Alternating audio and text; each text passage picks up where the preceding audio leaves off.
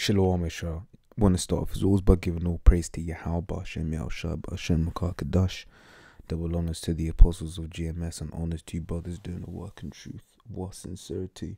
Yeah, this one's more advice, rather than more scriptures, just for brothers that might be looking for jobs, and just can't seem to find anything. Obviously, there's a spiritual aspect of things where, it's the Lord giveth and the Lord taketh away. Right, it's all up to the Lord, whatever happens. And also, it's always good to pray. But, one thing, that's not what I want.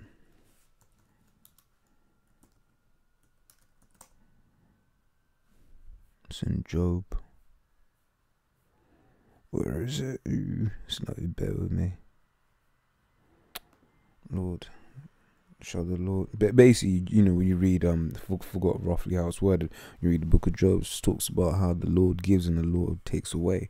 So yeah, sometimes you won't get anything because it ain't of the Lord's will. Of course, you pray, you see, because ultimately that's what it is. But one thing is you can just help yourself out as well by when you put together your CV, just to look at certain basic things, certain issues, certain fix basic mistakes, right? There's a guy at my workplace that's doing a lot of hiring, so I've been asking a lot of questions, and this, that, and the other. And sometimes it's you are up to whether you get the job or not, or the interview or not. It's literally up to whoever's interviewing you or whatever, what have you.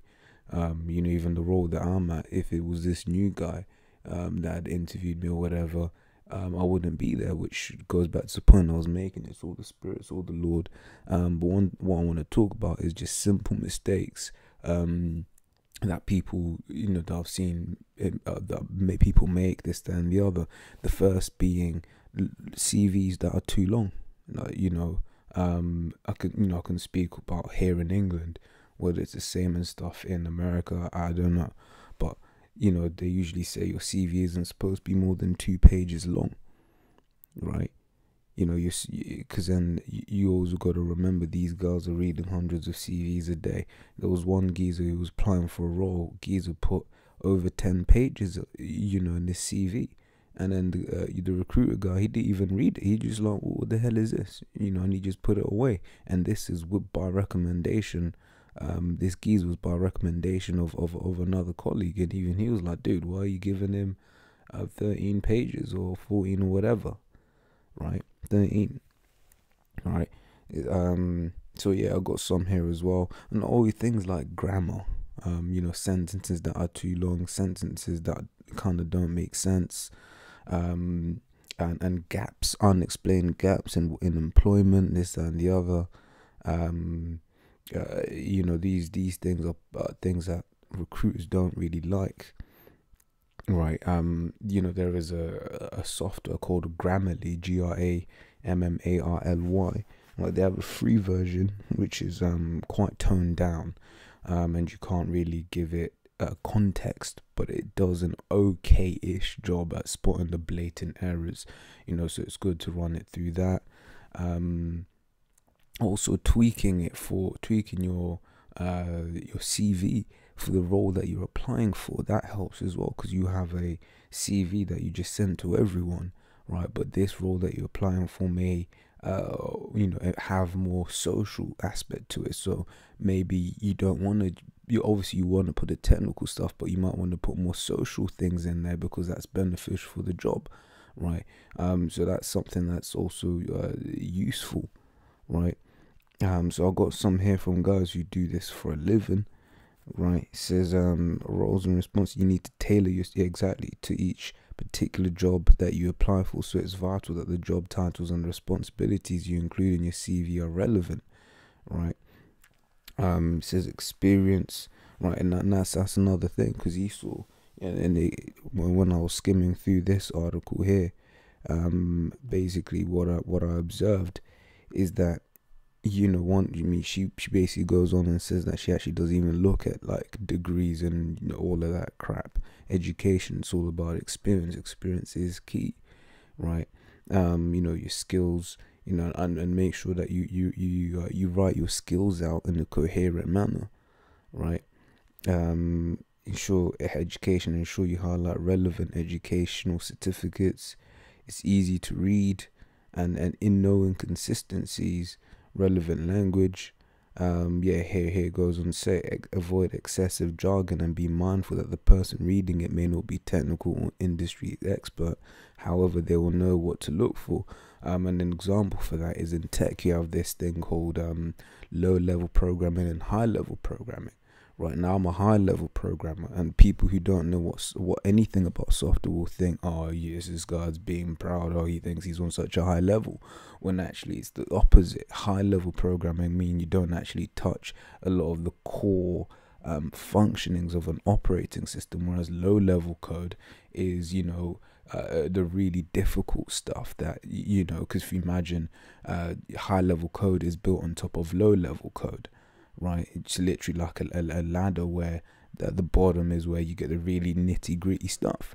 Now, a recruiter who doesn't know this, he's going to be like, oh, okay, whatever, what have you. Although there is a balance to that, where you also want to show the skills that you do have and that you do know what it is that you're talking about. Right, yeah, it goes on to say, format and label, ensure your CV is formatted in such a way that the recipient will be able to open it easily. Yeah, so basically just give it a PDF or something. You know, more time Google Chrome can open a PDF, and most people have have Acrobat Reader installed. So a PDF or a Word document, you know. And also this thing here, I mean, and this one I got to take with a pinch of salt, right? You know, because the way it starts is a bit off. You know, there's a Jake woman here. Well, something that was in there that was just stood out. I was like, no, I don't know if I can trust you, right? But some of the points are,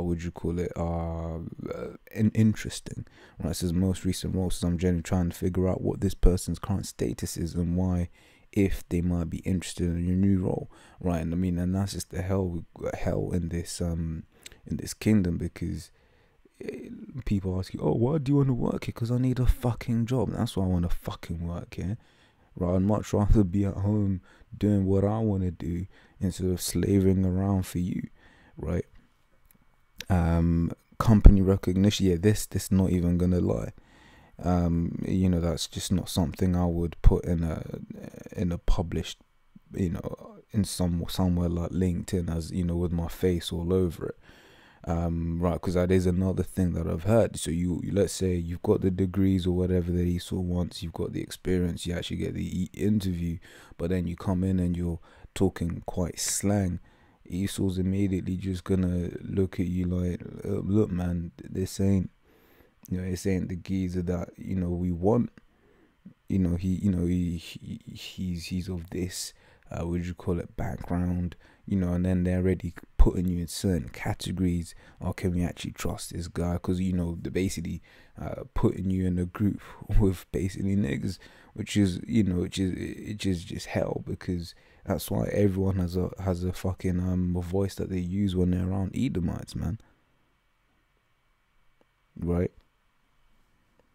But yeah, that's just the hell that we're in, right?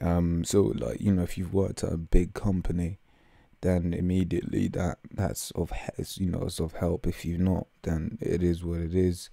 Overall experience, you know, that goes in there, and putting in the right keywords. So if you've got, like I said, and this goes back to also the role that you're, when I was talking about tweaking your CV to the role that you're applying for. If you're applying for, and you know, this given this example here, like a software engineer for iOS, right? She's saying like, look, you got to have iOS and Objective-C and all of that kind of stuff in your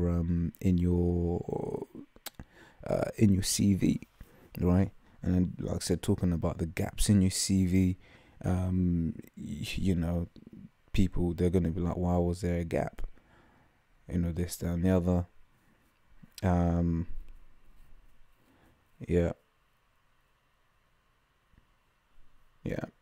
So basically, and then she said that she'll only read it 25 seconds to go through a CV. Doesn't really pay attention to education or fancy formatting, or a couple of those, this, that, and the other. But obviously, these things depend on what you're applying for, right? And obviously, if you look, Spirit has it whereby you do get certain interviews. You also got to think about how you also got to use your skills as Jacob. Is he not rightly called Jacob, as he sort of shouted out? Because we're supplanters at the end of the day. You see, let's say in London you have like Cockneys, right? If the geezer interviews you, you're Cockney, might want to chuck in a bit of Cockney, right? He might put in a joke here and there, just basically jake it up and put the spirit on it, right? But the balance to all of this is, it's all up to the Lord whether you get certain things.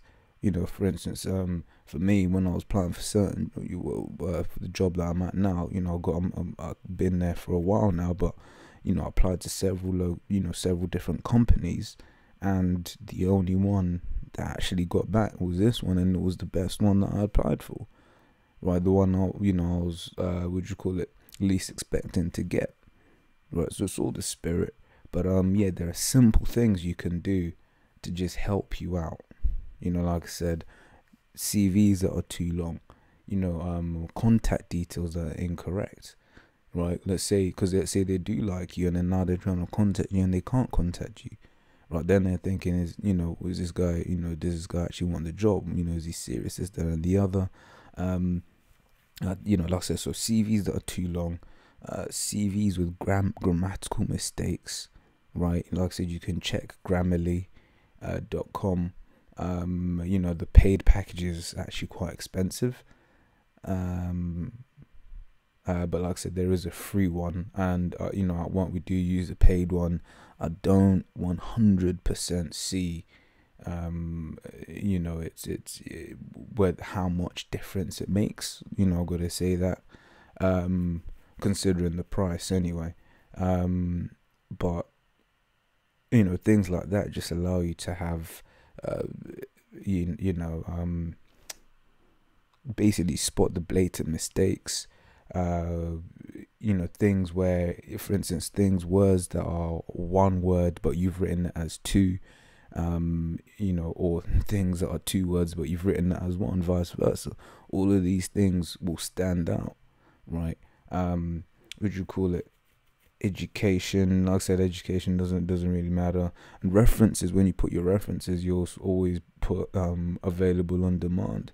I've had certain situations where it's like, people will hear,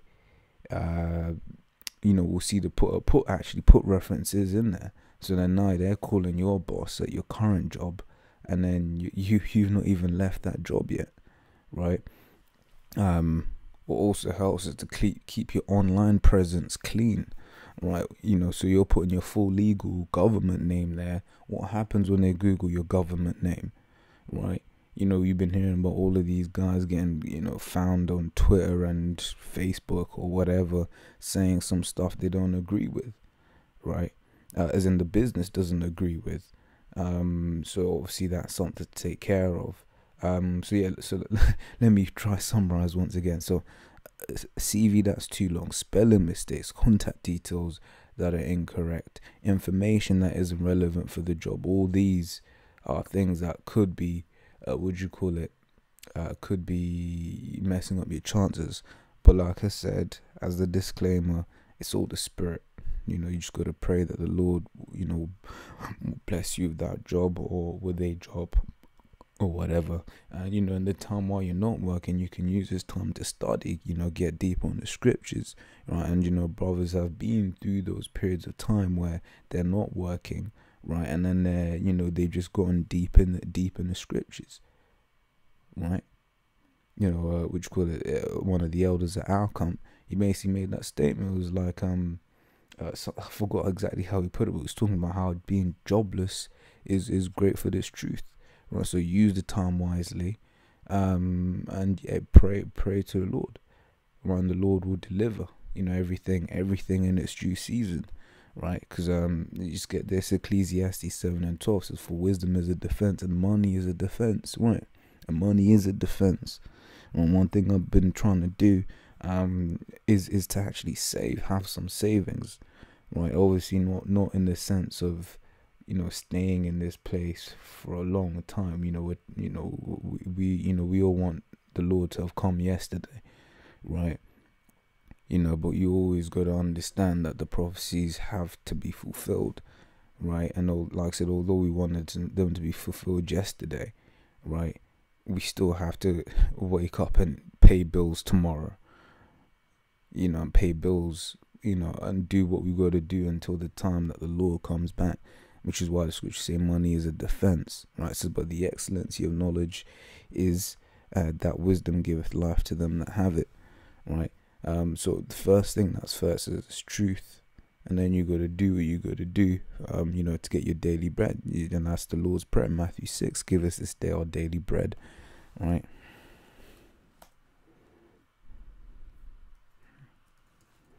Right.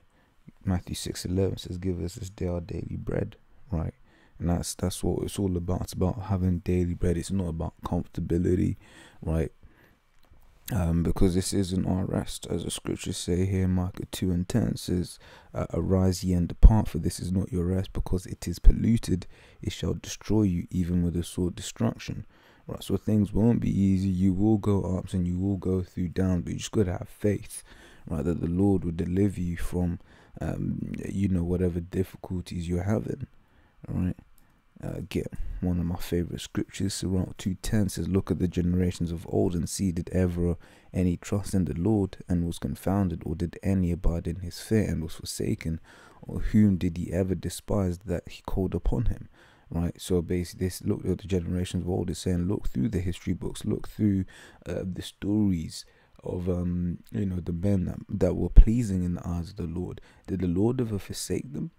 No. Did they leave him? Did he ever leave them wanting? No. The Lord always, you know, brought up, basically came to their aid, right? Because it was in his power to do so, right?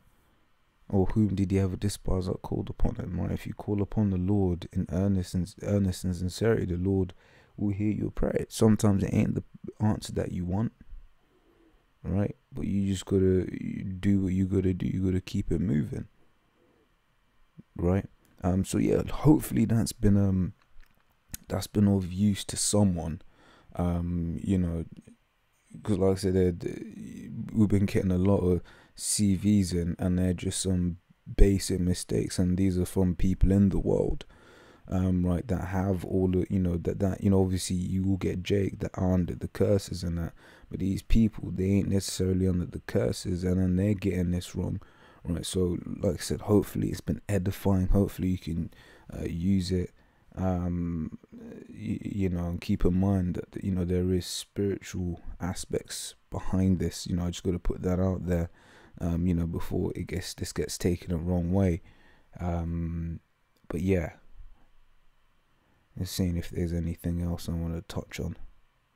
You know, obviously, as the apostle's been bringing out as well, in the meantime, you can also get like those Uber jobs, you know, those it's called a gig economy here, you know, in the UK. I don't know if that's a term used in America, I don't know, but the gig economy, where you can just kind of get a job doing this, get a job doing that, all kind of like in your own time, in your free time. You can even do that as well, if you know, if this method, you know, if the typical putting in your CV way doesn't work for you, but if that's what you're looking for, or whatever, what have you, these are some things to look out for. So yeah, like I said, Lord's all that's been of use to someone.